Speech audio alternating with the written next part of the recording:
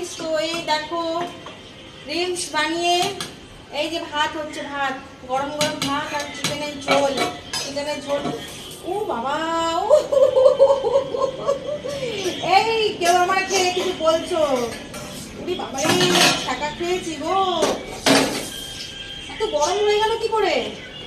এই দেখো চিকেনের ঝোল, এই দেখো দেখতে পাচ্ছ, ভাত আর হচ্ছে চিকেনের ঝোল, আর হচ্ছে সঙ্গে হচ্ছে শসা পেঁয়াজ। আপনি হেভি খাওয়া হবে, হেভি।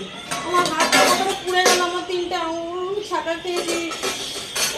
কে গালাগালি দিচ্ছে বুঝতে পেরেছি। ওরে বাবা, এখন ভাত গালবো,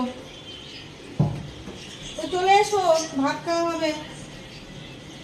রিলস বানিয়ে আমার শান্তি নেই বুঝলে।